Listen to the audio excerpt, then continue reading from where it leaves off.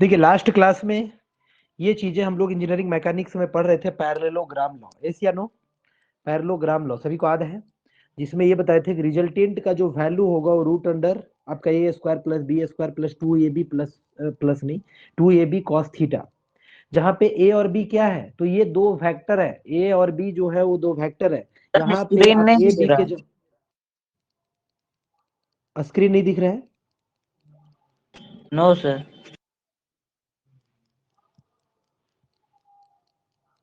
किसी को नहीं हम दिख लोग रहा को है दिख क्या? रहा है सर, हम लोग को दिख देखिए रहा एक है बार सर। अच्छा दिख रहा वो है, एक फिर बार क्या जिनको नहीं, था? जिनको नहीं अपीयर हो रहा है ना, वो एक बार कट हो करके और फिर से ये करेंगे, आ जाएगा। चलिए, तो यहाँ तक देख लिए थे, आपको याद है क्या? ये चीजें देख लिए थे, बिल्कुल भी बढ़िया से याद होना चाहिए। अब यहाँ पे हमको ये समझना है ना, देखिए डायग्राम में आप बिल्कुल भी नोट्स एकदम प्रॉपर वे में बनाते जाएंगे। यहाँ पे ये समझना है कि पैरेललोग्राम लॉ में आपको ये चीज हम ऑलरेडी बता चुके प्रीवियस क्लासेस में, कि रिजल्टेंट जो होता है, जो रिजल्टेंट होता है वो क्या होता है, किससे रिप्रेजेंट किया जाता है, तो पैरेललोग्राम। तो पैरेललोग्राम मतलब एक यहाँ पे क्या दिख रहा है, ओ ए सी बी, एक पैरेललोग्राम दिख रहा है। तो ब्लू कलर से जो आर लिखा हुआ है वो क्या है, रिजल्टेंट है, और जो कि पैरेललोग्राम का डायगोनल है, पैरेललोग्राम का डायगोनल है बिल्कुल भी। तो डायगोनल से हम लोग रिजल्टेंट को रिप्रेजेंट करते हैं, या नो? डायगोनल से हम लोग रिजल्टेंट को रिप्रेजेंट करते हैं, या नो? यही बात बताए थे ना।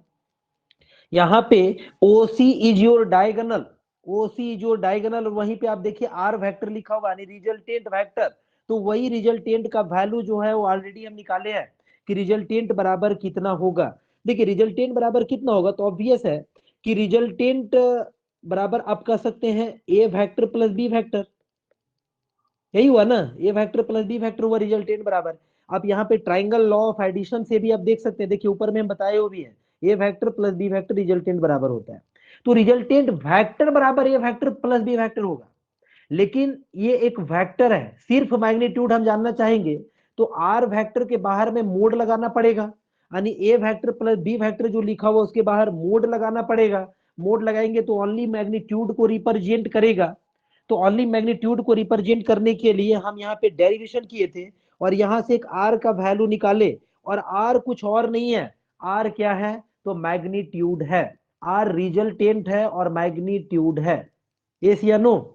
अब यहाँ पे नेक्स्ट जो काम करना है, यहां तक पहले कंफर्म कीजिए, कोई दिक्कत तो नहीं है? जितने लोग लास्ट क्लास में थे या फिर सारे लोग तो देखे ही होंगे बाद में भी लेक्चर को, यहां तक देखे है ना, समझ में आ रहा है यहां तक? Yes sir. आ रहा है, हाँ। तो देखिए यहाँ के बाद अब आपको एक ब्लू कलर से डियर अल्फा दिख रहा होगा। यदि आपसे पूछे थीटा, थीटा कौन सा एंगल है, आपका जवाब होना चाहिए कि थीटा सर यहाँ पे जो है दो वेक्टर के बीच का एंगल है, और angle always measured in between tail to tail और head to head, tail to tail और हेड टू हेड। मतलब कि ए वेक्टर का टेल, तो ए वेक्टर का टेल आपका ओ पे मिल रहा है, और बी वेक्टर का भी टेल कहां पे मिल रहा है, ओ पे। तो उसके बीच में जो एंगल बन रहा है उसी को हम लोग थीटा बोलेंगे, वो जो एंगल है वही है थीटा। अब ये एंगल आपका हेड टू हेड भी हो सकता है, टेल टू टेल भी हो सकता है। दो वेक्टर के बीच का एंगल कभी भी बोला जाए तो इसका मतलब टेल टू टेल या हेड टू हेड, दोनों वेक्टर का टेल टू टेल या दोनों वेक्टर का हेड टू हेड। ऑलरेडी ये सब बहुत बढ़िया से कवर अप हम कर चुके हैं। अब आपको निकालना अल्फा। अल्फा का मतलब हो गया, अल्फा का मतलब हो गया, अल्फा का मतलब क्या हो बताइए तो? अल्फा को क्या बोल सकते हैं आप कहेंगे कि सर अल्फा जो है वो रिजल्टेंट का एंगल है ना, रिजल्टेंट का एंगल है with respect to A vector, yes या no? With respect to A vector resultant का एंगल है। रिजल्टेंट आखिर कहां पे सिचुएटेड है, ए के रिस्पेक्ट में रिजल्टेंट कहां पे सिचुएटेड है, वो हमारा अल्फा है, और अल्फा निकालना है। आप कहेंगे क्यों अल्फा निकालेंगे, तो ये काफी इंपॉर्टेंट है इंजीनियरिंग मैकेनिक्स में एक्चुअली अल्फा निकालना, क्योंकि अल्फा ये बतला रहा है ना हम लोग को कि लोकेशन रिजल्टेंट का कहां है, लोकेशन रिजल्टेंट का कहां है, पोजीशन रिजल्टेंट का कहां है। मतलब रिजल्टेंट है तो है कहां, जो कि दो वेक्टर का रिजल्टेंट है। अब वो दो वेक्टर के जगह पे दो फोर्स होगा, तो दोनों फोर्स का रिजल्टेंट कहां पे है डियर, वही बता रहा है हमारा अल्फा। तो अल्फा लोकेशन बहुत जरूरी है जानना हम लोग को, कि आखिरकार कहां पे रिजल्टेंट लाई कर रहा है, कहां पे रिजल्टेंट है एक्चुअली में। तो आइए अब अल्फा के लिए हम लोग काम करते हैं। अल्फा तो निकाले तो नहीं है ना, नहीं अल्फा नहीं निकाले है ना, अल्फा नहीं निकाले, बहुत डिटेल में इधर बहुत कुछ बातें किए थे, अल्फा नहीं निकाले थे। चलिए अब हेडिंग बनाइए, आज का क्लास यहीं से स्टार्ट होगा आपका अल्फा से रिलेटेड। आपके कॉपी में होगा ही। अल्फा से रिलेटेड बातें करेंगे, जिसमें से कैसा डायरेक्शन है, यानी कि यहाँ पे आप हेडिंग बना दीजिए, पोजीशन या लोकेशन ऑफ रिजल्टेंट। हम अभी रिकैप करवा रहे थे आप लोग को, पोजीशन बोलिए या फिर लोकेशन बोलिए, है ना, पोजीशन और लोकेशन ऑफ रिजल्टेंट,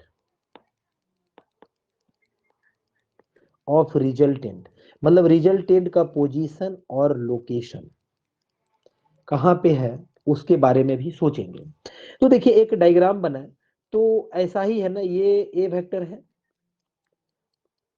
और ये आपका बार बार नहीं था, हमको ऊपर जाना पड़ेगा, ये बी वेक्टर है, ऐसा ही कुछ था, है ना। तो आप ये भी क्या होगा, ये भी बी वेक्टर होगा।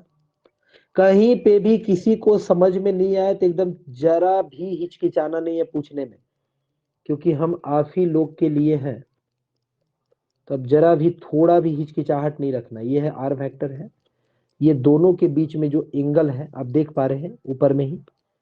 फिर से ये बनाने का आप लोग को जरूरत नहीं है, हमको यहाँ जरूरत हो गया, ऐसा ही था।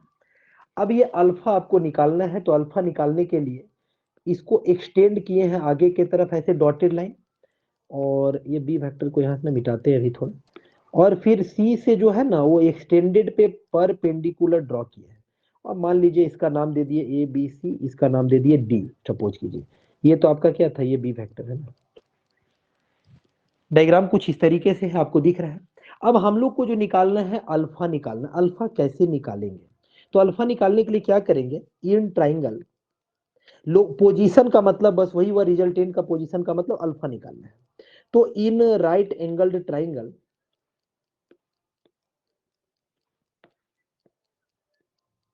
इन राइट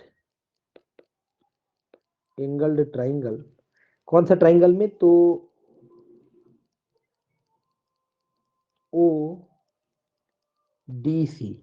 ये बताइए ओडीसी राइट एंगल ट्राइंगल है या नहीं, आपको जवाब देते रहना पड़ेगा, ऐसे चुप बैठने से नहीं काम चलेगा। ओडीसी राइट एंगल ट्राइंगल है या नहीं बताइए। ओडीसी आपको जो डायग्राम में है ना, तो राइट एंगल ट्राइंगल है, तो आप तो जानते हैं पाइथागोरस थ्योरम, तो बिल्कुल भी यहाँ पे अभी हम पाइथागोरस थ्योरम ही अप्लाई करेंगे, ठीक है, पाइथागोरस थ्योरम ही अप्लाई करेंगे। तो पाइथागोरस थ्योरम के अकॉर्डिंग क्या होगा डियर, तो आप कहेंगे सर आर वेक्टर का मैग्नीट्यूड यानी कि इसका स्क्वायर, या फिर डायरेक्टली बोले तो आर का स्क्वायर होगा,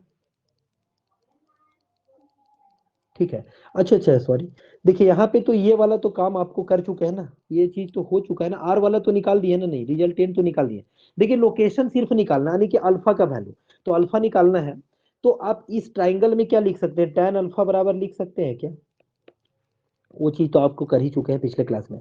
tan अल्फा बराबर इस ट्राइंगल में क्या होगा, तो आप कहेंगे सर परपेंडिकुलर बाय बेस होता है, यानी कि सी डी बाई कितना होगा बताइए तो कोई, सी डी बाई कितना होगा, tan अल्फा बराबर सी डी, ओसी ओडी सर, क्या मजाक, ओडी ओडी होगा ना, ओडी सर, है ना, perpendicular by Babu base, perpendicular by base.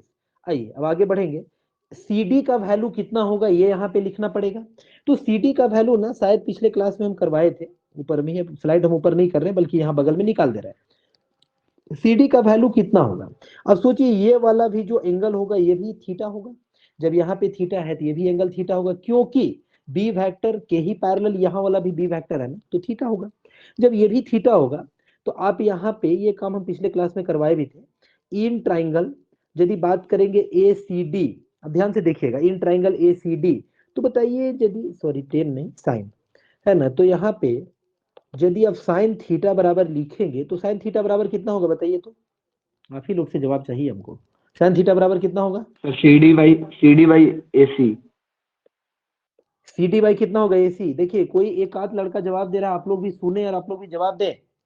CD by क्या होगा AC, CD बाई AC बिल्कुल भी, क्योंकि perpendicular by hypotenuse, perpendicular by hypotenuse, perpendicular dear जो होता है वो एंगल के सामने वाला होता है, तो ये हो गया। अब यहाँ से अब बताइए क्या AC आपको मालूम है क्या, आप कहेंगे हाँ सर AC मालूम है, तो यस इसलिए सर, आपसे यदि पूछा जाए CD यहाँ बता सकते हैं क्या, आप कहेंगे हाँ sir AC into sine theta होगा, AC का वैल्यू कितना है, तो आप कहेंगे बी वेक्टर का मैग्नीट्यूड, बी वेक्टर का मैग्नीट्यूड, वेक्टर में गलती से भी नहीं लिखेंगे, यानी मैग्नीट्यूड को आप डायरेक्टली बी भी लिख सकते हैं, आपको मालूम होना चाहिए ऐसा। एंड यहीं पे इन ट्राइंगल एक और बात करें, sorry in triangle A C D, फिर से वही वाला ट्राइंगल में, और यदि कॉस थीटा लगा दें, अब बताइए उसी ट्राइंगल में कॉस थीटा लगाएं तो क्या होगा प्यारे?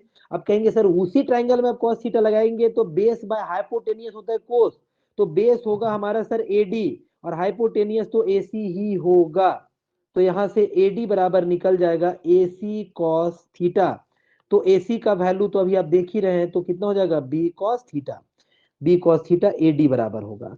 अब ये जो वैल्यू निकला है ना ये इंपॉर्टेंट है, हम रिजोल्यूशन ऑफ वेक्टर आपको पढ़ाएंगे, यहाँ पे भी किसका वैल्यू आया, सीडी का वैल्यू देखिए, यानी कि आप कहेंगे कि ये सीडी का जो वैल्यू यहां से यहां आ गया, अब इसी को आप लिख सकते हैं बी साइन थीटा, और यहां से यहां जो है वो इसके जगह पे हम लिख सकते हैं क्लियरली, एडी के जगह पे क्या लिख सकते हैं, तो आप कहेंगे सर बी कॉस थीटा, दोनों जगह पे लिख सकते हैं उस वैल्यू को।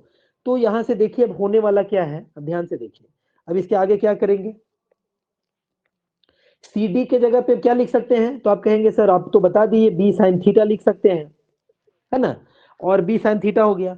और ये बताइए ओडी के जगह पे क्या लिखेंगे, तो आपका जवाब होगा सर ओडी के जगह में आप ओ ए प्लस एडी लिख दीजिए, ओ ए प्लस एडी लिख दीजिए। अब यहां से देखिए क्या हो रहा है प्यारे, tan अल्फा बराबर ऊपर में तो आपका हो गया B sine theta divided by O A का वैल्यू कितना, तो आप कहेंगे सर ओ ए का वैल्यू तो ए होगा, मैग्नीट्यूड लिखेंगे ओ ए होगा, क्योंकि ओ से ए वेक्टर है, यानी मैग्नीट्यूड के फॉर्म में ए लिखेंगे, और प्लस एडी का वैल्यू सर अभी तो आप बता दिए कि बी कॉस थीटा होगा, ए सी या नो, यहां तक आपको पता चल रहा है। इसलिए ये बताइए जरा कि अल्फा बराबर कितना होगा, तो आप कहेंगे sir tan alpha, sorry tan inverse, alpha बराबर tan इनवर्स क्या होगा, तो B sine theta divided by A plus B cos theta. इतना इंपॉर्टेंट ये सब रिजल्ट है ना कि उसका हम हिसाब किताब आपको नहीं बता सकते, मैकेनिक्स में ये सब ना मालूम हो तो कोई मीनिंग नहीं है पढ़ाई का। तो ये आप समझिए इतना हुआ अल्फा का वैल्यू। अब ये बताइए अल्फा किसके किसके बीच का एंगल है, आप बता सकते हैं क्या, हेयर डेल्टेंट और अल्फा जो है, वेक्टर है। अल्फा जो है वेक्टर एक एंगल है। In between, angle in between R vector and A vector, A C या no, R vector and A vector, इस बात को नहीं भूलना है, बी के साथ नहीं, ए के साथ, ए के साथ।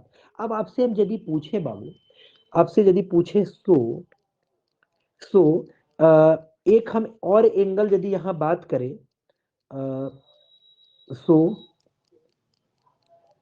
यदि हम आपको ये पूछे angle in between R vector and B vector, तो क्या होगा बता सकते हैं क्या, R vector and B vector कितने लोग बता सकते हैं, angle in between R vector and B vector, पूरा अटेंटिव रहे क्लास में, ऐसा लगे कि भैया हम ऐसा नहीं कि रांची में है, अब लगे कि बस सामने बैठे हुए हैं, एकदम पढ़ाई करना है मन से, बताइए क्या होगा, angle in between R vector and B vector, R vector and B वैसे वेक्टर कितना अल्फा माइनस ही होगा, होगा। अल्फा, बीटा माइनस कितना अल्फा। होगा, बीटा माइनस अल्फा, बीटा कहां से आ जाएगा जी अपने मन से, जब बीटा कहीं थीटा लिखा हुआ माइनस नहीं दिख रहा है, धन्यवाद बिल्कुल भी धन्यवाद, theta minus alpha, theta minus alpha, इसमें भी जोड़ घटा सोचना पड़ेगा क्या, अरे बी और आर के बीच में जब ये हो गया तो वो क्या बचेगा, तो ऑब्वियस है वो जो बचेगा वो बचेगा थीटा माइनस अल्फा, ये वाला एंगल जो बचेगा वो कितना बचेगा, तो आपका जवाब होगा sir theta minus alpha, alpha तो निकाल दिए, तो थीटा माइनस अल्फा होगा, एंगल इन बिटवीन इतना होगा ये, ठीक है। तो यहां से एंगल के बारे में आपको पता चल गया। अब देखिए यहाँ एक चीज सोचना है आपको, और वो चीज एकदम ध्यान से समझिएगा, आप हिंदी हिंदी में लिखते होंगे तो लिखा कीजिए, सारा चीज हम लिखते नहीं है कॉपी में, इसमें है ना। देखिए ध्यान से ये बताइए अल्फा बराबर जो tan इनवर्स आया, चलिए देखते हैं कितने लोग ही बता पाएंगे ना। आइए अब हम यहाँ पे एक मान लिए क्वेश्चन जैसा तुरंत समझते हैं। एक हो गया बॉडी डियर, ये हो गया एक बॉडी, एक बॉडी हो गया, इस बॉडी पे जो है वो फोर्स लगा हुआ है, देखिए एक इधर फोर्स लगा है F1 अमाउंट का, और एक इधर फोर्स लग गया F2 अमाउंट का। F2 अमाउंट का एक फोर्स लग गया। अब यहां पे आपसे ये पूछा गया है, और ये दोनों के बीच का जो एंगल है वो है थीटा। आपसे ये पूछा गया कि बताइए आर का लोकेशन कहां होगा।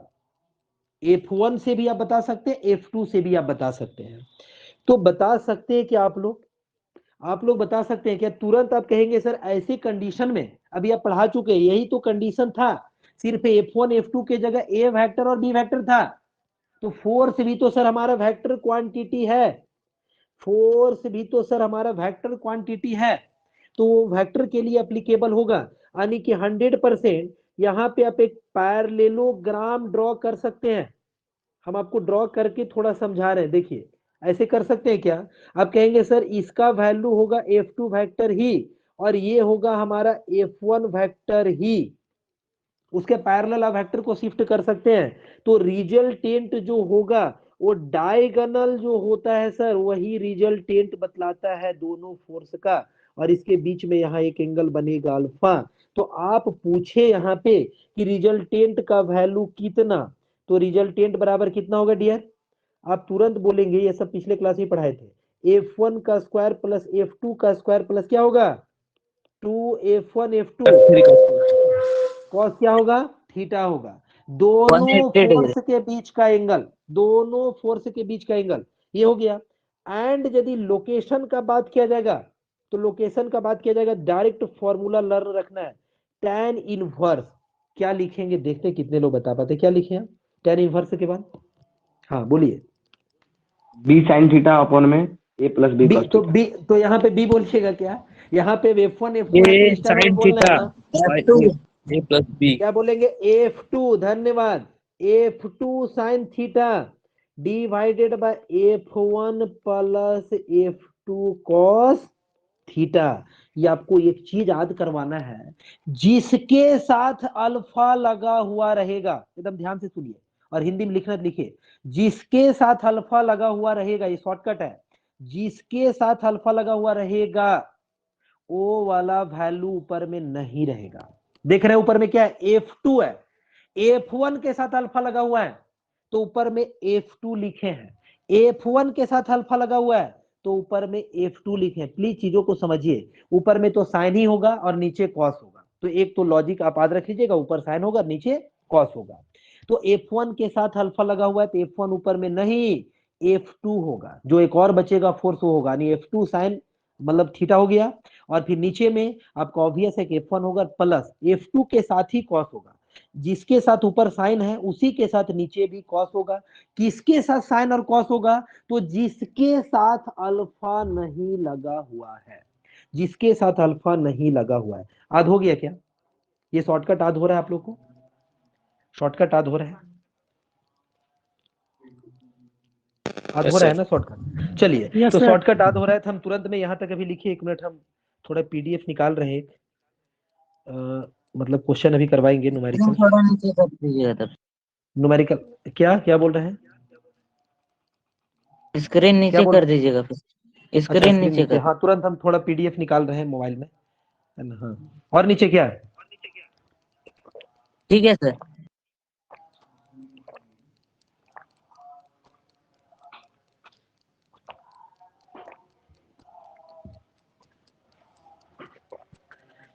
बस थोड़ा वेट कीजिए आप लोग, एकदम आप लोग थोड़ा पढ़ाए ना मन से कीजिए, उसके बाद देखिए आप लोग को मास्टर बनाएंगे इसमें, चिंता नहीं करना है, पढ़ाए होगा मेरे पास मन से, जैसे तैसे वाला कहानी नहीं।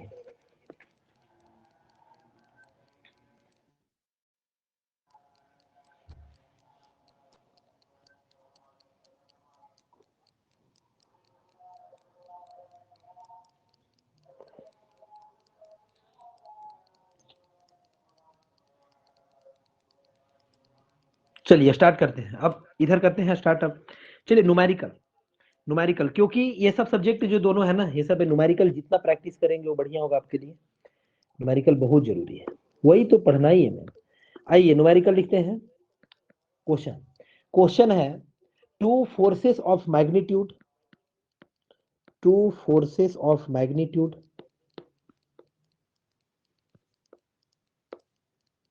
प्लीज आप लोग थोड़ा मेरा हेल्प करें, आप लोग थोड़ा कॉलेज में स्टूडेंट लोग को ये करें, हम इतना विश्वास आप लोग को दिलाते हैं, बहुत बेनिफिट होगा।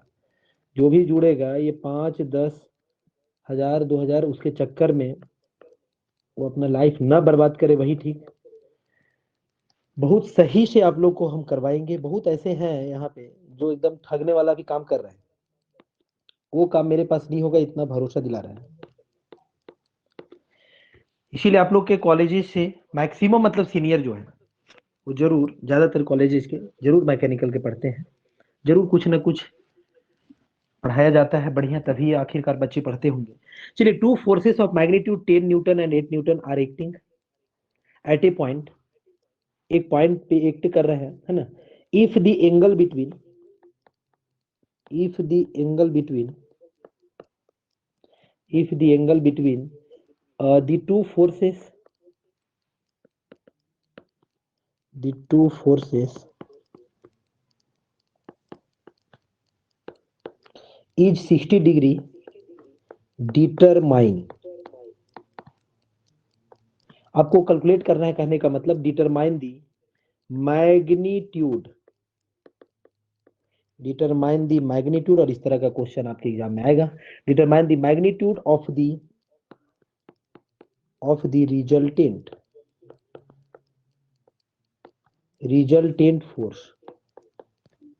Resultant force and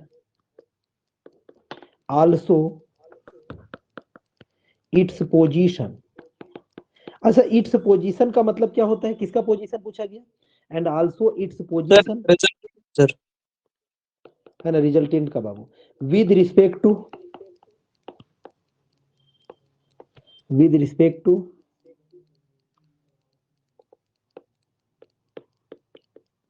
one of the force. कोई भी फोर्स के रिस्पेक्ट में, कोई जरूरत नहीं है कि 10 न्यूटन के ही रिस्पेक्ट में या 8 के ही रिस्पेक्ट में, किसी के भी रिस्पेक्ट में आप निकाल सकते हैं, बस लास्ट में लिख देंगे कि इसके रिस्पेक्ट में हम निकालें। तो यहाँ पे आप देख पा रहे हैं क्लियरली आप लोग को कि कितना फोर्स गिवन है। आप कहेंगे सर 2 फोर्स, कितना कितना न्यूटन का है, 10 न्यूटन और एक 8 न्यूटन का है, और दोनों फोर्स के बीच का एंगल कितना है डियर, 60 डिग्री। आपको समझना है, निकालना क्या क्या है, तो मैग्नीट्यूड ऑफ रिजल्टेंट फोर्स निकालना है, और एक पोजीशन निकालना है या फिर लोकेशन निकालना है। चलिए समझते हैं इस क्वेश्चन को। इसका मतलब क्या हुआ, कोई भी एक बॉडी होगा, सपोज कीजिए एक बॉडी है, हम थोड़ा इसको फीलिंग के साथ पढ़ाते हैं कि जैसे ये हो रहा होगा कहीं, एक बॉडी है, एक कोई भी आर्बिट्ररी बॉडी कंसीडर कर ली अपने मन से, ऑब्वियस है हम एक अपने मन से कंसीडर कर लेते हैं कि यहाँ पे आपका हो सकता है 10 न्यूटन होगा, तो दूसरा कितना डिग्री पे होगा, यदि यहाँ पे 10 न्यूटन हम मान लिए, है ना, कहीं तो एक होगा फोर्स को, कहीं ना कहीं तो मानना पड़ेगा, ऐसा कुछ लिखा नहीं है कि किधर होगा, तो किधर होगा तो अपने मन से जूम करेंगे 10 न्यूटन। तो ये बताइए 8 न्यूटन कहां होगा, जवाब दीजिए, 8 न्यूटन कहां होगा, 60 डिग्री एंगल में, 60 डिग्री एंगल, इससे 60 डिग्री एंगल पे होगा, इससे 60 डिग्री एंगल पे होगा, धन्यवाद, इससे 60 डिग्री एंगल पे होगा। तो आपका कहना होगा कि सर ये बताइए क्या 60 डिग्री एग्जैक्ट बनाना होगा क्या, अरे नहीं डियर, कभी भी नहीं, ऐसा बिल्कुल भी नहीं करना, एक बस अनुमान से बना देना है, हाँ। और यहाँ पे एंगल जो बना है वो कितना डिग्री, 60 डिग्री। चलिए, तो आपको रिजल्टेंट पूछा गया है, तो आप रिजल्टेंट निकालेंगे, कैसे निकालेंगे, तो ये डायग्राम इस क्वेश्चन में नहीं भी बनाते तब भी ये क्वेश्चन बनता, लेकिन एक्चुअली में थोड़ा आपका फीलिंग है, इसीलिए हम डायग्राम बनाए। यहाँ पे भी ये भी कितना होगा, 8 न्यूटन होगा, ऊपर वाला भी कितना होगा, 10 न्यूटन होगा। ये एक पैरेललोग्राम दिख रहा है, और पैरेललोग्राम का डायगोनल किस चीज को रिप्रेजेंट करता है, आपको मालूम होना चाहिए, रिजल्टेंट को रिप्रेजेंट करता है, और ये एंगल क्या कहलाता है, अल्फा। यानी सच कहिए तो यहाँ पे आपको निकालना क्या है, तो आप कहेंगे सर आर निकालना है एंड सर अल्फा निकालना है, यही निकालना है ना, तो आर और अल्फा निकालना है। अब तुरंत में लिखेंगे प्यारे वी नो, अब तुरंत में लिखेंगे वी नो आर बराबर, आर बराबर क्या आप जानते हैं, तो आप कहेंगे सर रूट अंडर, है ना, रूट अंडर कितना हो जाएगा, तो डायरेक्टली लिखेंगे तो 10 का स्क्वायर होगा, f1 square plus f2 square. आप एक बार फॉर्मूला भी लिख सकते हैं, हम फॉर्मूला नहीं लिख रहे हैं, डायरेक्ट उसका वैल्यू लिख दे रहे हैं। तो f1 के जगह पे कितना है 10, तो 10 का स्क्वायर होगा, 8 का स्क्वायर होगा, प्लस 2 इंटू 10 इंटू क्या होगा 8 होगा, इंटू क्या होगा cos 60 डिग्री होगा। यहां से आप कैलकुलेट करेंगे तो कितना होगा, आप कहेंगे सर 100 प्लस 64 प्लस cos 60 का वैल्यू सभी को मालूम होगा हाफ होता है। अभी छोटा मोटा चीज यदि नहीं मालूम होगा ना तो फिर कैसे मैकेनिकल पढ़ेंगे आप, सर ठीक है। हाँ cos 60 का वैल्यू हाफ होता है, हाफ होगा तो 2 कट जाएगा तो कितना हो जाएगा, यहाँ पे बचेगा 80 बचेगा डियर, 80 बचेगा। इसको सबको जोड़ेंगे तो कितना आएगा, कितना आएगा जोड़ने के बाद बताइए 164 यानी कि 244 आएगा ना। यस सर 244 244 क्या होगा, इतना न्यूटन। अब रूट अंडर 244 को आप कैलकुलेट कर सकते हैं बिल्कुल भी। कैसे कैलकुलेट करेंगे, कैलकुलेटर से कर दीजिए। ये आएगा लगभग आपका 15.62 न्यूटन, यानी 15.62 Newton is your answer. 15.62 Newton is your answer, एक आंसर हो गया। दूसरा दूसरा में क्या बनाना है हम लोग को, तो निकालना है अल्फा का वैल्यू। पोजीशन का मतलब क्या होता है अल्फा, पोजीशन का मतलब होता है अल्फा। तो अल्फा बराबर क्या लिखिएगा, तो आप कहिएगा सर tan इनवर्स। डियर यहाँ पे इसको हम मान लिए F1 और इसको मान लिए हैं F2। तो ये बताइए tan इनवर्स क्या होगा, आपको तुरंत रिकॉल करना पड़ेगा कि ऊपर में होता है साइन, नीचे में होता है कॉस। कुछ कुछ तो आप याद रखेंगे, फॉर्मूला तो बार बार नहीं। ऊपर में होगा वही वाला वैल्यू जिसके साथ अल्फा लगा हुआ नहीं है, यस या नो, यही होगा ना प्यारे। तो यहाँ पे होगा एक्चुअली में F2 होगा, तो आप कहेंगे सर F2 साइन थीटा होगा, और नीचे में सर एक F1 होगा जिसके साथ साइन होता है उसी के साथ सर नीचे में कॉस होता है। तो इतना हो गया। अब यहाँ पे आप लिखेंगे tan इनवर्स F2 के जगह में 8 हम लिए हैं, और इंटू क्या हो जाएगा साइन 60 डिग्री हो जाएगा, डिवाइडेड बाय कितना हो जाएगा, तो 10 प्लस 8 cos 60 डिग्री, ठीक है। तो यहां से आप इसको निकालेंगे तो कितना आएगा, कैलकुलेटर से बताइए, कैलकुलेटर से बताइए। अब कैलकुलेटर चलाने तो आता है आप लोग को, कैलकुलेटर चलाने आता है या फिर इसका भी कुछ उपाय लगाना पड़ेगा, है ना। तो tan इनवर्स कितना करेंगे 8, आप लोग भी निकालिए 8 साइन, क्योंकि ये तो निकालना ही पड़ेगा, कोई दूसरा ऑप्शन नहीं है। एक छोटा मोटा होता तो फिर वो तो हो ही जाएगा, हैंडल है ना। कितना होगा, तो 10 प्लस 8 cos 60 मतलब डायरेक्टली आप कह सकते हैं 10 प्लस 4 है ना, यानी कि 14। 26.32 सर। हाँ बिल्कुल भी, बिल्कुल सही, 26.329 आ रहा है डियर, तो 3 लिख सकते हैं ना, 3 डिग्री आंसर, 3 डिग्री आंसर। इतना डिग्री बिल्कुल भी आंसर है, यानी कि वहां पे जो एंगल बना उतना डिग्री पे है। अब देखिए एक चीज और भी आपको बताते हैं, यदि हम बीटा मान ले, इधर देखिए यहाँ पे बीटा, ये बताइए बीटा का वैल्यू कितना आएगा। आप कहेंगे सर 60 में अल्फा को घटा दीजिए, यस या नो, 60 में आप अल्फा को घटा दीजिए तो F2 से एंगल निकल जाएगा। ये जो एंगल है, ये एंगल कहां से है, ये एंगल है with respect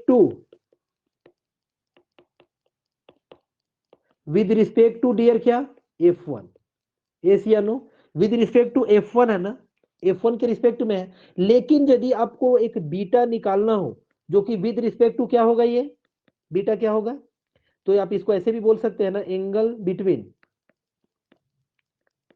are vector and F2 vector, ऐसे ही बोल सकते हैं क्या, यानी रिजल्टेंट वेक्टर और F2 वेक्टर के बीच का बीटा।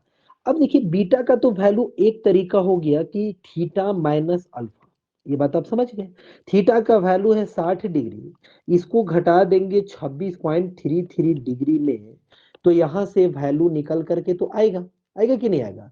60 को आप घटा देंगे 26.33 में, कितना आ जाएगा ये लगभग 33.67 डिग्री आएगा। एक दूसरा तरीका, अदर वे आप क्या कर सकते हैं बता सकते हैं क्या, बीटा बराबर आप लिख सकते हैं tan इनवर्स। tan इनवर्स क्या, जिसके साथ एंगल निकालना है वो साइन के साथ नहीं रहेगा, तो यहाँ पे अब क्या होगा F1 साइन थीटा होगा, एस या नो। अब यहाँ पे क्या होगा F2 और होगा F1 cos थीटा। तो यहाँ पे आप निकालेंगे यदि तो tan इनवर्स F1 का वैल्यू है 10, तो 10 साइन क्या होगा 60 डिग्री डिवाइडेड बाय होगा 8 प्लस 10 cos 60 डिग्री। यहां से आप इसको फाइंड आउट करेंगे तो देखिए फाइंड आउट करके रिजल्ट आपका वही आना आएगा। साइन कितना होगा 60 degree divided by 8 plus 10 cos 60 degree. देखिए आ रहा है या नहीं, आप लोग वेरीफाई करें। बहुत ही इंटरेस्टिंग बात हम आपको यहाँ बताए हैं, बहुत ही इंटरेस्टिंग बात। एकदम गांठ सबका बांध लिए या नहीं, सुनाई तो दे रहा है? Yes sir. हाँ सुनाई तो दे रहा है। देखिए सब लोग गांठ बांधे कि नहीं, क्या बोल रहे हैं, जिसके साथ एंगल निकालना है उसके साथ आ रहा है। साइन और कॉस नहीं रहेगा। जिसके साथ एंगल निकालना है, जिसके रिस्पेक्ट में एकदम शॉर्टकट, उसके साथ साइन और कॉस नहीं रहेगा। यहां पे निकालना था, देख रहे एंगल बिटवीन आर F2 यानी F2 और आर के बीच में, तो देख रहे साइन और कॉस जो है F2 के साथ नहीं है लगा हुआ, F1 के साथ लगा। यहां पे जरा देखिए अल्फा जो है वो अल्फा किसके बीच में है प्यारे, तो आप कहेंगे sir in between R vector and F1 है कि नहीं है। तो देखिए साइन और कॉस के साथ F1 नहीं है। पता चल रहा है जो बोलना चाह रहे हैं? कंफर्म कीजिए, आगे बढ़ेंगे। अब हम कंफर्म कर दीजिए, हम आगे मूव करेंगे जल्दी। है ना, समझ में आ रहा है एकदम सभी स्टूडेंट को? सभी स्टूडेंट को समझ में आ रही है ये बात? कुछ और बोलना यस है सर। अभी? है ना? तो देखिए अदर वे में सारा बता दिए। चलिए next question, next numerical. Next numerical यहां पे लिखेंगे, लिखिए आप। टू इक्वल फोर्सेस TWO2 है ना, two equal forces, two equal forces are acting, two equal forces are acting at a point, two equal forces are acting at a point with an angle, with an angle 60 degree between them,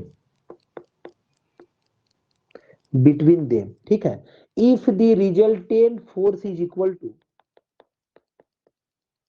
if the resultant force is equal to, force is equal to 20 into root under 3 Newton. Force है तो Newton होगा। Find magnitude of each force,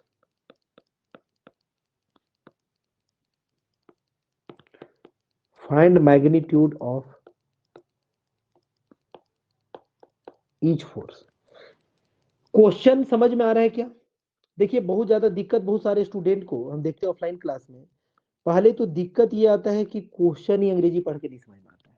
तो आप लोग के साथ भी ऐसा हो तो आप मेहनत करें और समझने का कोशिश करें अंग्रेजी। ये दिक्कत रहेगा तो फिर दिक्कत वाली बात है। सर यहाँ पर रिजल्टेंट दिया है सर, और फोर्स का मैग्नीट्यूड निकालना है सर। हाँ टू इक्वल, अब दोनों फोर्स कैसा, देखिए ये ध्यान देना जरूरी, इक्वल है, इक्वल है दोनों, इक्वल है ना, दोनों फोर्स का वैल्यू जो भी है इक्वल है। आर सर एक ही एक्टिंग एट ए निकालेंगे पॉइंट, तो।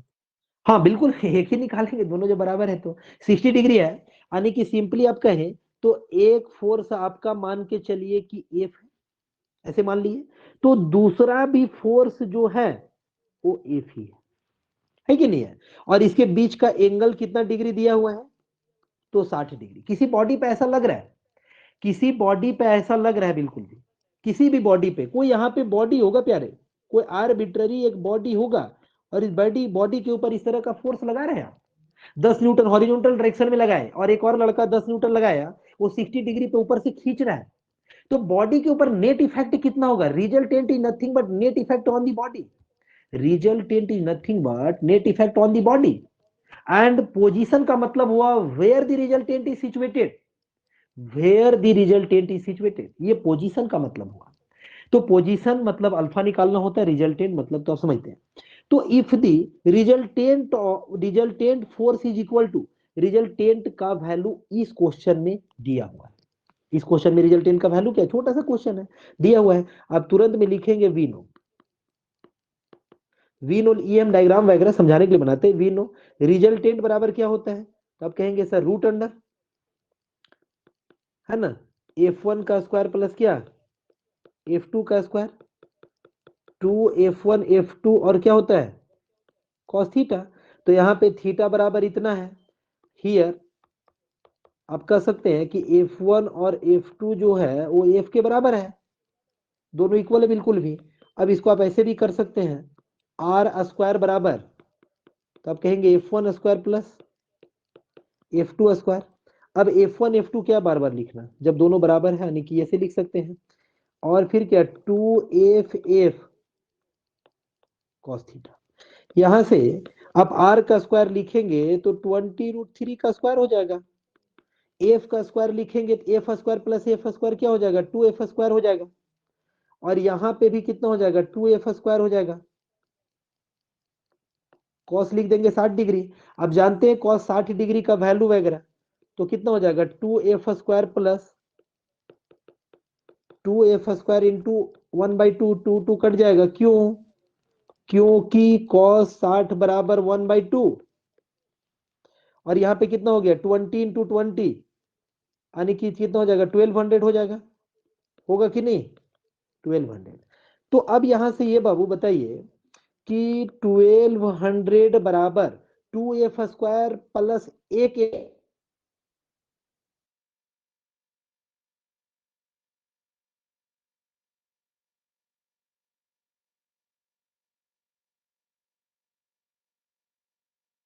थ्री एफ है, 3f स्क्वायर।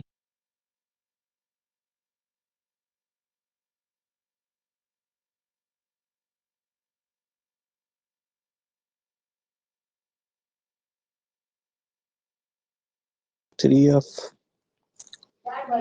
साउंड नहीं आ रहा है।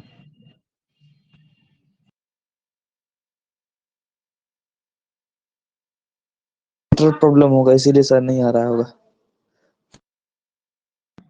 सर मैसेज किए 2 मिनट में आ रहा है।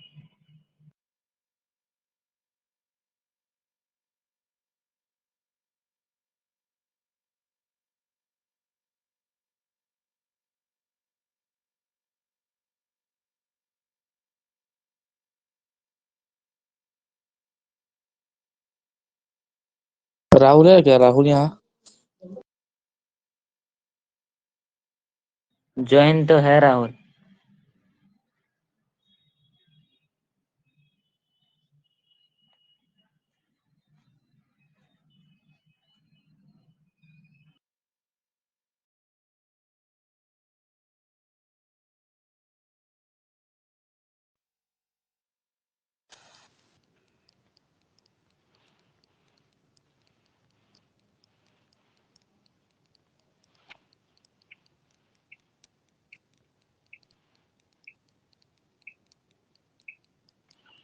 चलिए आवाज सुनाई दे रहा है आप लोग को?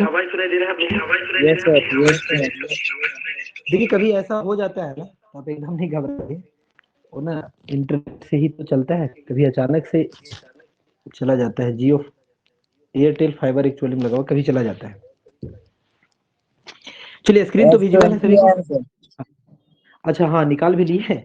तो देखिए 1200 इज इक्वल टू क्या, बढ़िया है कि कोई काम कर रहे थे। 12 कितना होगा 3f स्क्वायर होगा। यहाँ से आप इसको कैलकुलेट करेंगे तो f बराबर कितना होगा 20 होगा कि नहीं, पता चल रहा है कि नहीं? 24.49 यस सर। सर। 20 पॉइंट कहाँ से 20 ना 20 20 होगा। न्यूटन। हाँ 20 न्यूटन यानी 20 न्यूटन होगा। अरे इधर 3 से डिवाइड करेंगे 400 होगा, और अंडर रूट 400 कितना 20 न्यूटन। तो 20 न्यूटन हो गया, मतलब कि इसका मतलब क्या समझ में आ रहा है, F1 बराबर F2 बराबर कितना न्यूटन 20 न्यूटन। ये आपका 20 आंसर है, न्यूटन। यही आपको निकालना था। तो देखिए 20 न्यूटन का आंसर हो गया, यहां तक तो ठीक है। अब आप एक चीज यहां से हम आपको बताते हैं कि रिजल्टेंट का मीनिंग मतलब क्या होता है। मीनिंग मतलब क्या होता है वो समझिए थोड़ा सा। ऐसा नहीं कि यहाँ पे वो चीज पूछा गया है, देखिए यही रिजल्टेंट होगा ना, इतना बात समझिए, यही रिजल्टेंट होगा। यही रिजल्टेंट होगा। यदि रिजल्टेंट का लोकेशन आपसे यहाँ इस क्वेश्चन में लोकेशन भी पूछ लेता, पूछा नहीं है, सिर्फ मैग्नीट्यूड पूछा है डियर, लोकेशन भी पूछ लेगा तो आप अल्फा निकाल पाते क्या? अब बताइए एक बार, अल्फा निकाल पाते क्या? आप कहते हैं हाँ सर निकाल लेंगे हम अल्फा। Yes sir. अल्फा निकालने से फायदा क्या है? अभी तुरंत उसका फिजिकल मीनिंग, चलिए अल्फा निकालते हैं। नो, नहीं पूछा है, कोई बात नहीं। अल्फा तुरंत फॉर्मूला लगाएंगे tan इनवर्स। अब कहेंगे जिसके साथ निकालना है वो साइन के और कॉस के साथ नहीं रहेगा, सिंपल। तो खैर यहाँ पे दोनों वैल्यू बराबर है, समझ पा रहे हैं बात को? अच्छा हाँ, एक चीज आप खुद ही बताइए, अल्फा का वैल्यू कितना आएगा? देखते कितने लोग इंजीनियर हैं। अल्फा का वैल्यू नहीं, वो फॉर्मूला नहीं लगाना है, बिना लगाए बताना है। ये नहीं कभी लगा रहे होंगे आप, जल्दी जल्दी करके और 30 बता देंगे कितना होगा। 30 डिग्री होगा। 30 आप समझ सकते हैं, जब पैरेललोग्राम में सारा साइड बराबर होगा तो डायगोनल जो होगा डियर वो डिवाइड करेगा ना इक्वल से, यस सर, इक्वल में 30 डिग्री। उसको डिवाइड करेगा या नहीं?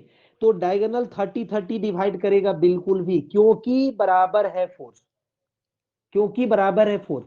उतना ही नहीं, एक और कॉन्सेप्ट है, जिधर में फोर्स का वैल्यू ज्यादा होगा, जैसे 26 पॉइंट जो आया था ना, ये सब जेई के लिए काम का चीज है। जिधर में फोर्स का वैल्यू ज्यादा होता है उधर एंगल कम होगा। अभी अब देखे थे वहां भी 60 डिग्री था, 30 डिग्री नहीं हुआ था। जिधर में 8 न्यूटन था उधर में एंगल आया 33.67, और जिधर में 10 न्यूटन था, ध्यान दीजिए अपने कॉपी, उधर आया 26.33 आया। यस या नो? तो जिधर में फोर्स का वैल्यू ज्यादा होता है ना, उधर तरफ ही रिजल्टेंट का झुकाव ज्यादा होता है। समझ ना? एक ये शॉर्टकट है, ये शॉर्टकट से जेई में क्वेश्चन बनता है एक्चुअली में, क्योंकि उतना टाइम थोड़ा होता है, डायरेक्ट टिक लगाते हैं हम लोग, बस देख करके कुछ डेटा को एलिमिनेट करते हैं। खैर उस समय आएगा, जर्नी तो अभी स्टार्ट हुआ, आप लोग बढ़िया से बेस बहुत अच्छा बनाया आप लोग। आइए, तो अल्फा का वैल्यू तो आप बता दिए 30 डिग्री, यानी यहाँ से भी 30 डिग्री आएगा। तो आप कहेंगे सर लिखिए 20 साइन 60 डिग्री, और फिर लिखिए 20 प्लस कितना, तो 20 कॉस 60 डिग्री। देखिए ध्यान से कितना आएगा, तो इसको आप कैलकुलेटर से करेंगे तो कितना डिग्री आएगा, आप करके देखिए। 20 कट जाएगा ना, तो ऐसे भी जो आएगा साइन 60 का वैल्यू कितना होता है, √3/2, और नीचे में क्या बचेगा, 20 कट जाएगा तो 1, और cos 60 का क्या होता है 1/2, तो सिंपली होगा 1 + 1/2, ऐसा कुछ बचेगा, बचेगा या नहीं? तो यहां से आप इसको और भी कर सकते हैं, 1 + 1/2 मतलब क्या 3/2, डायरेक्ट लिख दें इसको, 3/2 भी 30 लिख आ रहा है सकते हैं सर। इसको, तो डायरेक्ट तो ही आ ही जा रहा है, लेकिन नहीं है 3/2। अब 3/2, अब 2 क्या हो जाएगा, कट जाएगा। अब यहाँ से डायरेक्टली लिख सकते हैं tan इनवर्स 1 कितना होगा, √3 होगा, √3/3 ना, तो 3 को आप √3 × √3 लिख सकते हैं। और आप जानते हैं कि tan 30 का वैल्यू 1/√3 होता है, तो यानी tan इनवर्स 1 कितना होगा 30 डिग्री। वो तो आएगा ही, वो तो मालूम है, कहीं रहे वो आएगा ही, क्योंकि पैरेललोग्राम में क्या होगा, पैरेललोग्राम है और साइड बराबर है तो डायगोनल इक्वल में डिवाइड करेगा एंगल को, बिल्कुल भी। तो वैसे ही 60 डिग्री था तो 30 डिग्री होगा। तो यहाँ निकाले ना निकाले, इससे क्या फिजिकल बात समझ में आया ना, थोड़ा समझते इस बात को। देखिए क्या समझ में आया, कि कोई भी जब एक आर्बिट्ररी बॉडी था ना प्यारे, एक बॉडी था, तो अब इस बॉडी को जब आप पूछने जाते कि भाई तुम्हारे ऊपर कितना फोर्स लगा है, तो ये कभी भी आपको ये नहीं बोलता ना कि 20 न्यूटन हॉरिजॉन्टल और 20 न्यूटन 60 डिग्री पे। ये डायरेक्टली पता है क्या बोलता, बताइए क्या बोलता? आप कहेंगे सर ये डायरेक्टली बोलेगा, अब कहेंगे सर बॉडी बोलेगा, मतलब समझिए अब चीजों को, भावनाओं को समझिए। ये बॉडी डायरेक्टली बोलेगा कि भैया हमारे ऊपर जो है वो 20√3 इतना फोर्स लग रहा है, तो कहां लग रहा है, तो कहां में ये बतलाएगा कि ये 30 डिग्री विद हॉरिजॉन्टल लग रहा है। ये सियानो 30 डिग्री विद हॉरिजॉन्टल लग रहा है, यानी कि हमको कोई ऐसा लग रहा है ना कि 20√3 न्यूटन से खींच रहा है पकड़ करके, तो वो हॉरिजॉन्टली नहीं खींच रहा है, हॉरिजॉन्टल से 30 डिग्री ऊपर से खींच रहा है। ये सियानो हॉरिजॉन्टल से 30 डिग्री ऊपर से खींच रहा है। अब आप बता दीजिए, क्या ये बॉडी थोड़ा सा आगे तरफ उठ करके मूव करेगा कि नहीं डियर? यदि ये ऐसा एक्चुअल में होता, क्योंकि आखिर जो पढ़ाई कर रहे हो तो हकीकत में भी होता होगा, तो ये बॉडी यदि आगे की तरफ मूव करेगा तो आप ऐसा मानते हैं कि आगे तरफ थोड़ा उठ जाएगा? बताइए, थोड़ा जवाब दीजिए। क्या बॉडी थोड़ा उठ जाएगा, ऐसा लग रहा है कि आपको? आप कहेंगे हाँ सर उठ जाएगा, ऊपर 30 डिग्री पे उठा हुआ है सर, रिजल्टेंट का वैल्यू बिल्कुल हॉरिजॉन्टल में रिजल्टेंट नहीं है, बिल्कुल हॉरिजॉन्टल में रहेगा तो जमीन को पकड़ करके आगे स्लाइड करेगा सर, लेकिन वो जमीन को पकड़ करके आगे स्लाइड नहीं करेगा, वो थोड़ा उठ करके स्लाइड करेगा। ये शियानु जवाब दीजिए, आगे बढ़ेंगे, जवाब दीजिए, यस आगे बढ़ेंगे। बहुत बहुत धन्यवाद। चलिए आगे बढ़ते हैं, next numerical, next numerical discuss करना स्टार्ट करते हैं। और जितना न्यूमेरिकल होगा सब कुछ अलग ही टाइप का होगा, मतलब सेम टाइप का तो ऐसे ही नहीं बनवाएंगे, है ना, अलग ही होगा। चलिए एक थोड़ा ढंग का न्यूमेरिकल है, इसको अभी करते हैं हम लोग। तो the resultant of two forces, the resultant of two forces,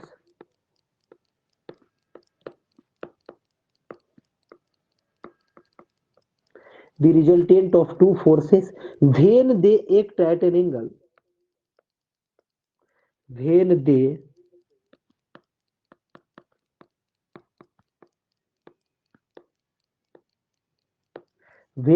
act at an angle of 60 degree is 14 Newton, 14 Newton, 14 Newton full stop. फिर इसके आगे है if the same amount, if the same forces, if the same forces are acting, if the same forces are acting at right angles,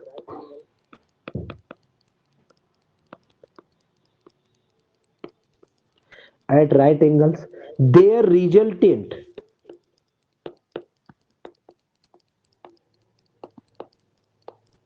their resultant is root under 136 Newton. Determine the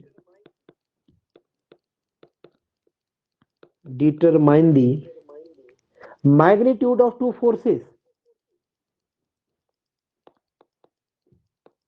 magnitude of two forces, determine the magnitude of two forces। Question समझ में कितने लोग को आ रहा है? आ रहा है question समझ में, क्योंकि जरूरत हो जाती है, ज्यादा है समझना। क्या लिखा हुआ है इसमें? दो दो रिजल्टेंट का वैल्यू है, दो फोर्स है और दोनों फोर्स जब 60 डिग्री के एंगल पे एक्ट कर रहा है, केस वन में हम बात करेंगे तो आप कहेंगे सर कोई भी एक आर्बिट्ररी आप बॉडी ले लीजिए और इस बॉडी पे एक फोर्स लग रहा है सर F1 अमाउंट का और एक फोर्स लग रहा है F2 अमाउंट का, इक्वल नहीं है, दोनों के बीच में एंगल है 60 डिग्री, क्वेश्चन में लिखा है। तो इस कंडीशन में जो रिजल्टेंट का वैल्यू है, इस कंडीशन में जो रिजल्टेंट का वैल्यू है वो कितना है? रिजल्टेंट का वैल्यू तो आप 14 कहेंगे न्यूटन। रिजल्टेंट बराबर 14 न्यूटन, रिजल्टेंट बराबर 14 न्यूटन, बिल्कुल भी सही है।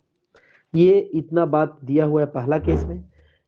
अब एक और केस है डियर, और उस कंडीशन में लिखा है सेम फोर्सेस, सेम फोर्सेस मतलब समझ रहे, यही F1 और F2, सेम मतलब F1 F2 बराबर नहीं, F1 और F2 यही वाला केस वन वाला ही।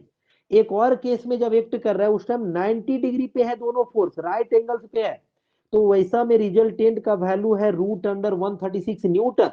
तो पूछा है कि F1 और F2 का वैल्यू बताइए, determine the magnitude of two forces. समझते हैं क्या होगा? तो एक तो कंडीशन ये है, तो इस कंडीशन के अकॉर्डिंग जो है आप सोच विचार करेंगे तो आप कहेंगे सर रिजल्टेंट का वैल्यू हम रिजल्टेंट स्क्वायर बराबर लिख सकते हैं, आप फॉर्मूला जानते हैं सारा, है ना? क्या लिख सकते हैं? तो F1 स्क्वायर प्लस क्या F2 स्क्वायर, 2F1 होगा, F2 होगा और cos 60 डिग्री होगा कि नहीं? ये cos, चलिए ना यहाँ पे हम इसको थीटा लिख दिए तो cos 60 ना लिख करके एक बार हम फॉर्मूला ही लिख देते हैं cos थीटा। अब अगला बार फॉर्मूला पे रख दीजिए तो 14 का क्या हो जाएगा? स्क्वायर हो जाएगा। F1 तो F1 ही रहेगा, मालूम ही नहीं है, यही तो निकालना है। F2 का स्क्वायर रहेगा, cos 60 डिग्री यहाँ पे लिखेंगे यानी कि 2F1 F2 और cos 60 डिग्री होगा। cos 60 डिग्री का वैल्यू आपको मालूम है कि कितना होता है 14 का स्क्वायर कितना होगा बताइए तो 196 196 होगा और F1 का स्क्वायर होगा प्लस कितना होगा F2 का स्क्वायर और प्लस जब cos 60 का वैल्यू जो है वो आपका 1/2 होगा तो प्यारे 2 कटेगा तो सिर्फ क्या बचेगा F1 F2 बचेगा ना। ये इसको हम मान लिए इक्वेशन नंबर 1। ये इक्वेशन नंबर 1 हो गया केस 1 से। अब एक बार और भी है केस 2 है इसी क्वेश्चन में। तो केस 2 में क्या बोला कि दो फोर्स बॉडी पे लगा, बॉडी पे अब जो लगा वो 2 फोर्स लगा अभी भी और दोनों फोर्स वही है जो पहला केस में है, लेकिन एक लगा हुआ है लेकिन क्या है F1 और F2 कितना डिग्री पे है 90 डिग्री पे। 90 F1 और F2 कितना डिग्री पे है 90 डिग्री पे। यहां भी पैरेललोग्राम ड्रॉ करेंगे तो ये क्या होगा रिजल्टेंट होगा। ये दोनों तो 90 डिग्री पे है। रिजल्टेंट का वैल्यू यहां पे कितना गिवन है आप कहेंगे सर √136 है कि नहीं है। इस कंडीशन में इतना दिया हुआ है तो अब इसके अकॉर्डिंग आप काम करेंगे तो फिर से वही वाला फॉर्मूला आर स्क्वायर बराबर क्या F1 स्क्वायर प्लस क्या F2 square 2F1 F2 cos theta. दिमाग आपका मैकेनिक्स फॉर्म में खुलेगा इसलिए न्यूमेरिकल पे एकदम डरना नहीं है, एकदम डरना नहीं है, एकदम डरना नहीं है, क्योंकि तभी आप एक बढ़िया इंजीनियरिंग का स्टूडेंट कहलाएंगे। वो भी मैकेनिकल में आपको ये सब तो एकदम जानना चाहिए। चलिए आर का स्क्वायर मतलब कितना लिखेंगे आप इसके जगह पे आप कहेंगे सर √136 का स्क्वायर होगा। फिर लिखेंगे F1 का स्क्वायर, फिर क्या लिखेंगे F2 का स्क्वायर और फिर लिखेंगे। ये बताइए बाबू यहाँ पे ये वाला कहानी तो जीरो हो जाएगा ना, ये पूरा तो जीरो हो जाएगा। क्यों जीरो होगा यस सर क्योंकि cos 90 का 90 वैल्यू का कितना होता है जीरो होता है इसीलिए इसको क्यों लिखे लिखने का कोई मतलब ही नहीं है। अब यहाँ पे ये इसको हम मान सकते हैं इक्वेशन नंबर 2। इक्वेशन नंबर 2 अब इक्वेशन नंबर 2 अच्छा नहीं अभी इक्वेशन नंबर 2 इसको नहीं बोलिए अच्छा नहीं इसको एक बार और सॉल्व कर लीजिए। इसके आगे और क्या लिख सकते हैं तो आप कहेंगे 136 होगा इज इक्वल टू कितना होगा F1 का स्क्वायर प्लस F2 का स्क्वायर। इसको इक्वेशन नंबर 2। देखिए यहाँ पे ध्यान से देखिए जरा इक्वेशन 1 में यहाँ पे आया है या नहीं, यही वाला तो है F1 square plus F2 square और इसमें भी वही वाला है ना। तो पुटिंग आप कर सकते हैं क्या पुटिंग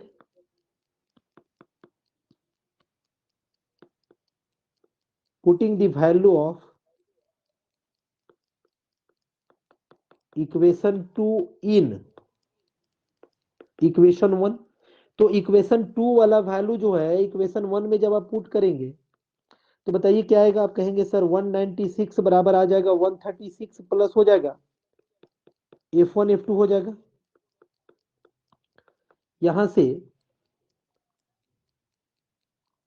कितना आ जाएगा तो यहां से आप कहेंगे इधर जब इसको घटाएंगे तो कितना आएगा 196 में 136 से घटाएंगे कितना आएगा 60 सर 60 60। तो 60 बराबर आप लिख सकते हैं क्या F1 इंटू F2 इतना आएगा। ये इक्वेशन नंबर सपोज 3 है। अभी देखिए F1 इंटू F2 का वैल्यू आया है F1 F2 का अलग अलग वैल्यू निकालना है सच कहिए तो कैलकुलेशन है सिर्फ इसमें। अब यहां से एक स्टूडेंट ये जुगाड़ लगाएगा कि सर F1 बराबर इक्वेशन थर्ड से हम F1 बराबर निकाल लेंगे 60/F2 और कोई भी इक्वेशन 1 और 2 में रखेंगे। लेकिन देखिए कॉम्प्लेक्स हो जाएगा प्यारे क्योंकि ये स्क्वायर है ना। आप एलसीएम वगैरह लेंगे तो फिर आपका पावर में 4 इस तरह से आने लगेगा थोड़ा कॉम्प्लेक्स हो जाएगा। यहां से उस कॉम्प्लेक्सिटी को कम करने के लिए एक उपाय लगाते हैं हम और उपाय है देखिए क्या एक जुगाड़ है। इक्वेशन 3 में दोनों साइड 2 से मल्टीप्लाई करिए पहले। मल्टीप्लाइंग आपको पता चल जाएगा बस मैथमेटिक्स यहां लगाना है multiplying by 2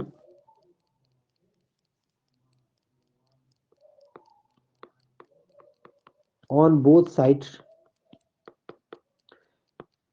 in equation 3। Equation 3 में मल्टीप्लाई कर दिए तो मल्टीप्लाई करेंगे तो कितना होगा आप कहेंगे सर 60 इंटू 2 होगा 120 हो जाएगा और 2F1 इंटू क्या हो जाएगा F2। दोनों साइड तो कर सकते हैं मैथ का रूल होता है ये काम कर सकते हैं। तो यहां सब कर सकते हैं कि 120 बराबर हो जाएगा 2F1 F2 एस या नो 120 बराबर इतना हो जाएगा। अब इसको मान लेते हैं इक्वेशन नंबर 4। ऐसा कर सकते हैं। अब देखिए क्यों किए, इससे क्या फायदा हुआ, तो फायदा ये होगा ना इससे कि इस वैल्यू को जो है वो इक्वेशन 2 में जोड़ देंगे, और इक्वेशन 2 प्लस इक्वेशन 4 ऐसे कीजिए। 9 आप क्या कीजिए, इक्वेशन 2 ऐड कीजिए, adding equation 2 and equation 4। Equation 2 और इक्वेशन 4 को जोड़िए तो जोड़ कैसे होता है, एलएचएस एलएचएस के साथ आरएचएस आरएचएस के साथ ऐसे ही जुड़ता है ना। तो 136 प्लस कितना हो जाएगा 120 बराबर कितना हो जाएगा, तो f1 का स्क्वायर प्लस f2 का square plus 2f1 into f2। LHS के साथ आरएचएस के साथ जोड़ दिए दोनों इक्वेशन को। अब ये जोड़ने के बाद कितना आएगा, 6 आएगा, 256 सर। 256 आ जाएगा। अब 256 आएगा, खुशी देखिए यहाँ पे कितना बढ़िया मिल रहा है आप लोगों को, A square plus B square plus 2ab आ गया। तो यहाँ से फायदा क्या हो गया कि आप f1 प्लस f2 का स्क्वायर लिख सकते हैं। इसलिए यदि हम यहां से ये बोले कि f1 प्लस f2 बराबर कितना, तो आपका जवाब होगा रूट अंडर 256। और रूट अंडर 256 कितना होता है बताइए, 16 रूट कितना 16 16 16 ना, 16 हाँ ठीक है बिल्कुल 16 होगा। तो देखिए f1 प्लस f2 16 आया है, लेकिन निकालना है f1 और f2 अलग अलग। अब क्या करेंगे, देखिए थोड़ा सा ना लेंदी है ये क्वेश्चन कैलकुलेशन, यहां से आप कोई भी एक निकाल सकते हैं। f1 बराबर यदि निकाल लें तो आप कह सकते हैं क्या 16 माइनस f2 होगा। अब f1 का वैल्यू निकल गया है, इस वैल्यू को कोई भी इक्वेशन में रख दीजिए, आइदर 1 में या 2 में, किसी में भी रखिए। Putting the value of f1, putting the value of f1 in equation 2, अब 1 में भी रख सकते हैं, बात एक ही है। वी गेट, अब 2 में जब रखेंगे तो 2 में क्या है, तो आप कहेंगे सर 136 है, बराबर जो मेरा है, देखिए 2 इक्वेशन किधर है, इधर ही तो है। 136 f1 square plus f2 square है, तो f1 के जगह में रखेंगे तो 16 माइनस f2 का स्क्वायर हो जाएगा, और f2 स्क्वायर तो है ही। यहां से देखिए इसको बस सिंप्लीफाई करना है, क्वाड्रेटिक इक्वेशन आएगा। 16 का स्क्वायर कितना होगा 256, माइनस क्या होगा f2 का स्क्वायर, और माइनस सॉरी प्लस होगा, माइनस क्या होगा 2 इंटू 16 कितना होगा 32 ना, तो डायरेक्ट 32 लिख देते हैं, 32 होगा।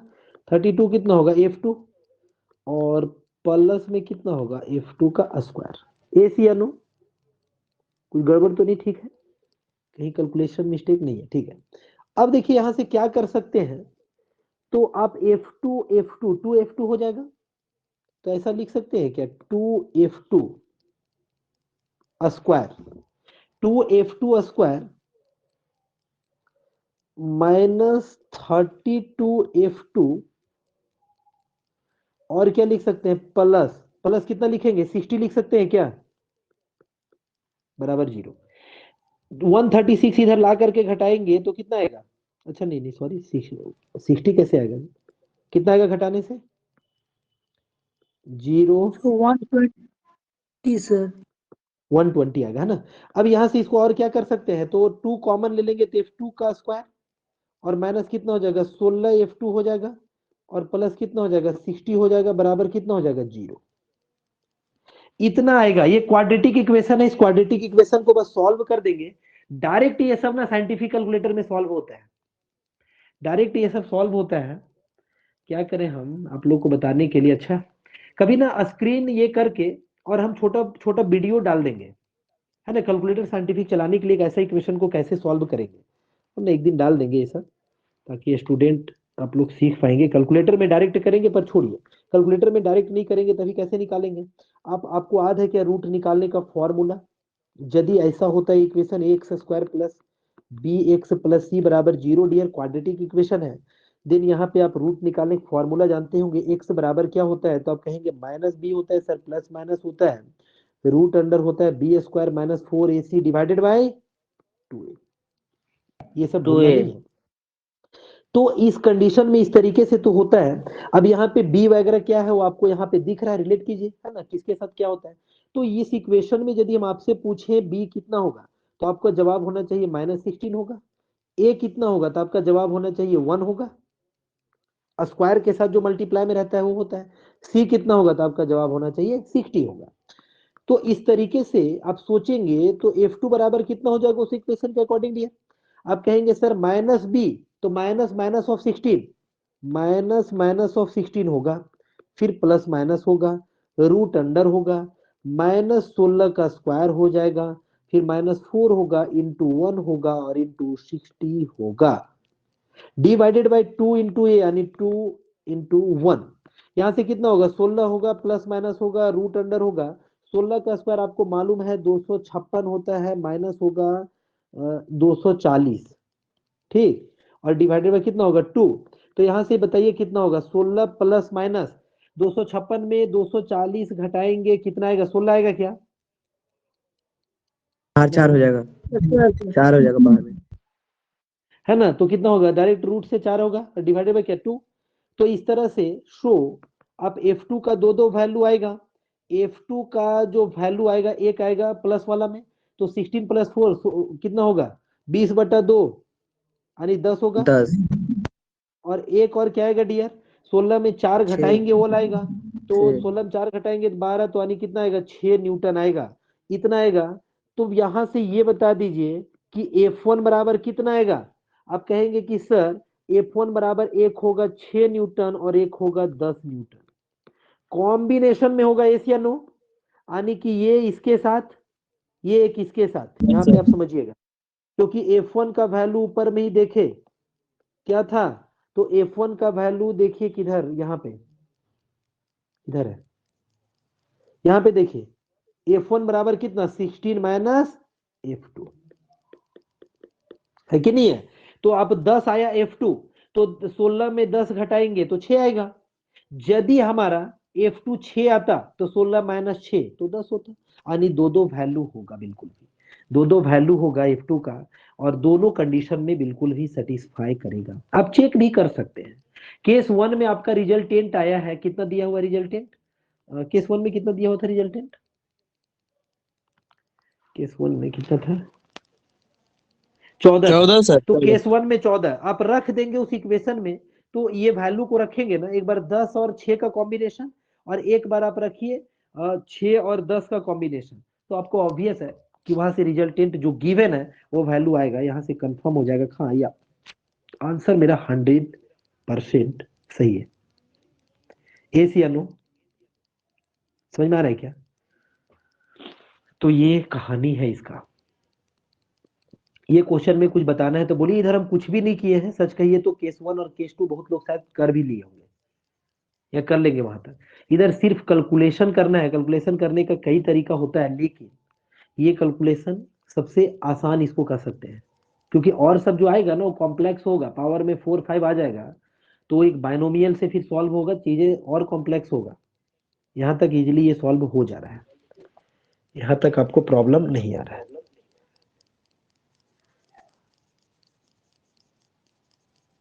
ठीक है ना यहां तक। चलिए एक और क्वेश्चन है, लास्ट क्वेश्चन, बस यहां तक अभी आज करेंगे। न्यूमेरिकल जरूर आप बढ़िया से प्रैक्टिस करेंगे डियर। लिखिए, टू फोर्सेस आर एक्टिंग, ये मतलब ऐसे दिख रहा है छोटा क्वेश्चन है, चलिए लेकिन सारा सीरीज में हम कर रहे हैं। टू फोर्सेस आर एक्टिंग, कहीं से भी आप इस तरह का क्वेश्चन जहां रिजल्टेंट वाला है बनाएंगे। Are acting at a point O as shown in figure,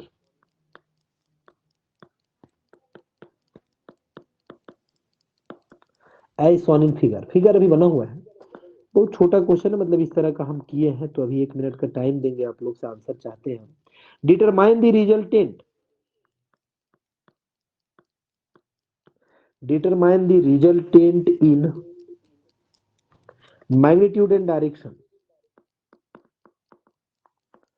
बन जाएगा, मतलब समझिए ठीक है, आप पढ़ाई लिखाई कर रहे हैं घर में, आप आइए इसके नीचे इस तरह कीजिए से। थोड़ा सा। हाँ चलिए ठीक है बाबू। ऐसा एक क्वेश्चन दिया हुआ है,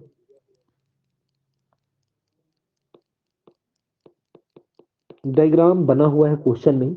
एक दिया हुआ है 50 न्यूटन और ये लिखा हुआ है कि ये वैल्यू पी का है। पी मतलब पी और क्यू दो फोर्स है और एक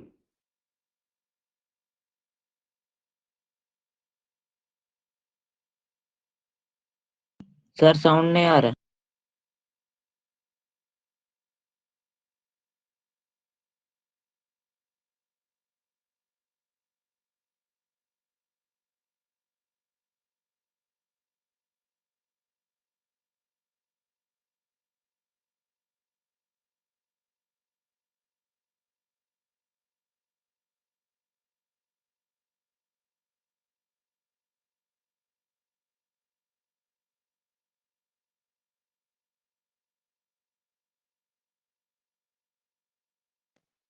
शायद सर्वर प्रॉब्लम आ गया फिर से।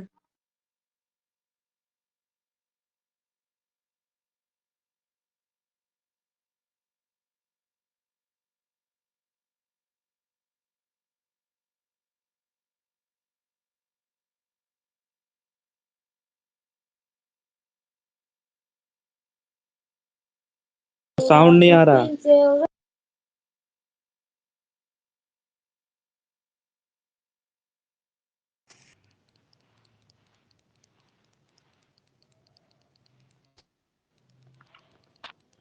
अभी स्क्रीन विजिबल हो गया क्या? Yes sir. यस। हाँ तो देखिए क्वेश्चन में स्क्रीन विजिबल है ना? Yes sir. Yes sir.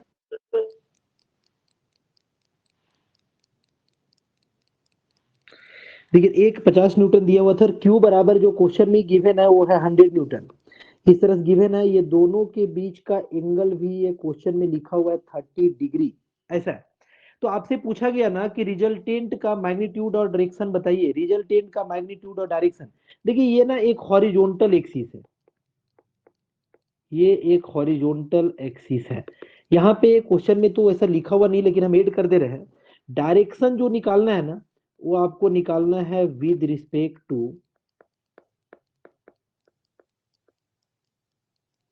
Horizontal axis. कैसे निकलेगा?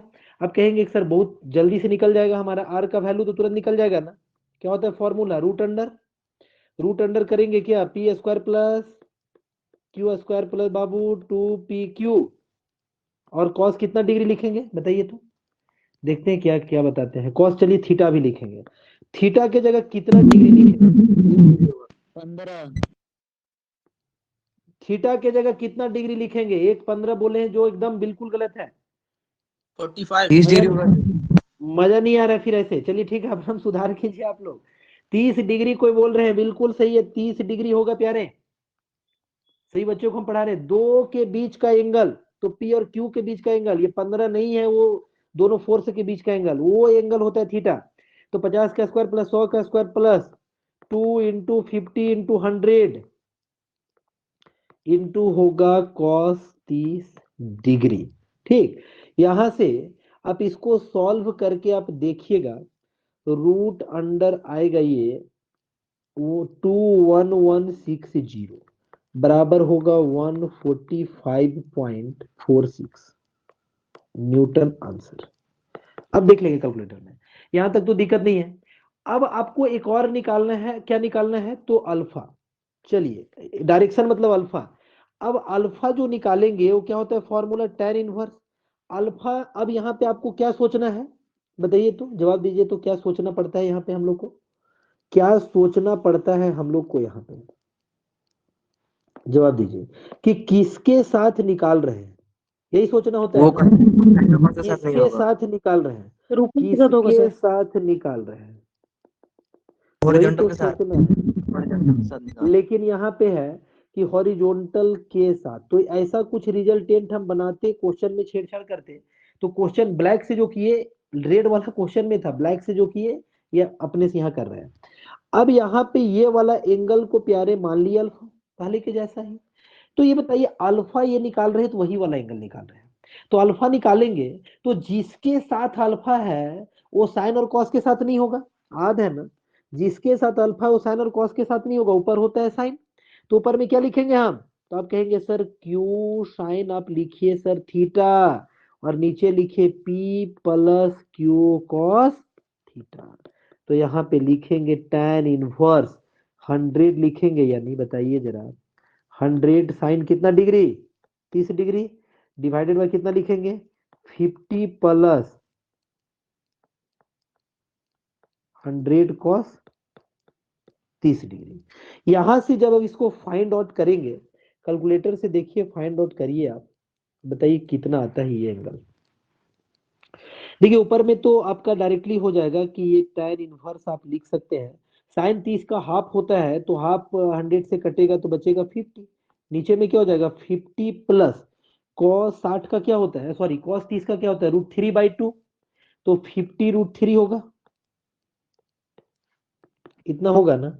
अब इसको आप tan इनवर्स यदि निकालेंगे तो क्या लिख सकते हैं, 50-50 कट जाएगा, ऊपर नीचे भी कॉमन ले करके, तो सीधा होगा डियर 1 डिवाइडेड बाय 1 प्लस √3। ये वैल्यू आ रहा है 20.10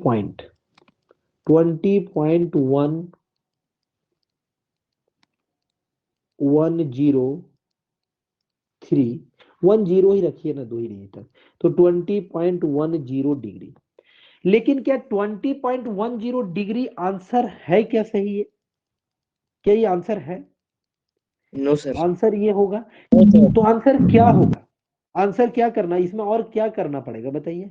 आप कहेंगे सर जो आप क्वेश्चन में लिखे with respect to horizontal axis, with respect to horizontal axis, तो यहाँ पे आपको लिखना पड़ेगा sir so so so the direction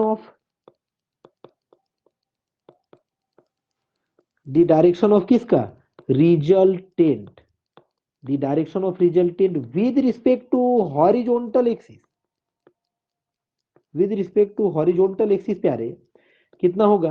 तो आप कहेंगे कि सर पी के रिस्पेक्ट में तो निकल गया ना, पी के रिस्पेक्ट में ये जो निकला है 20, ये किसके रिस्पेक्ट में निकला, तो आप कहेंगे सर ये एंगल है in between R and P, R and P है, तो यहां पे होगा आपका 20.10 प्लस 15 डिग्री, तो बराबर कितना आएगा, तो 35.10 डिग्री फाइनल आंसर।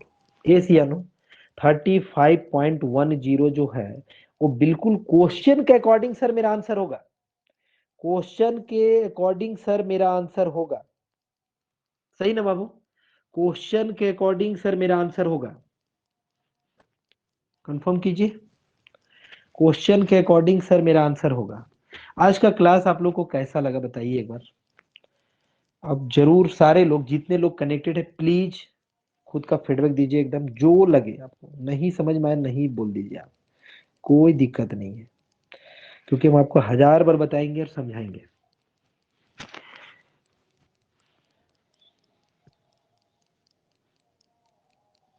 स्क्रीन तो विजिबल है ना? Yes sir.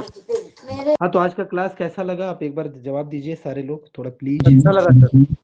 सर अच्छा लगा अच्छा सर। लगा, आप समझ में आया है सारा क्वेश्चन, एक का क्वेश्चन सभी के दिमाग में घुसा है, सभी के दिमाग में एक का क्वेश्चन घुस रहा है एकदम कॉन्सेप्ट के साथ, यस वाला सर। नहीं, रटने वाला नहीं, एकदम कॉन्सेप्ट के साथ घुस रहा है दिमाग में, बहुत बढ़िया। चलिए तो नेक्स्ट क्लास अब जो है टाइम हो गया है, मैथमेटिक्स का क्लास ज्वाइन कीजिए जो लोग करते हैं। चलिए आप लोग को थैंक यू, ऐसे ही आप लोग प्यार मोहब्बत बनाए रखें, बढ़िया से क्लास चलेगा, थोड़ा आप लोग भी सपोर्ट करें, है ना, स्टूडेंट लोग को बोलिए। चलिए मैथ का क्लास ज्वाइन कीजिए, थैंक यू। इस क्लास को अभी एंड करें, यस सर। चलिए ठीक है बाबू, ठीक है।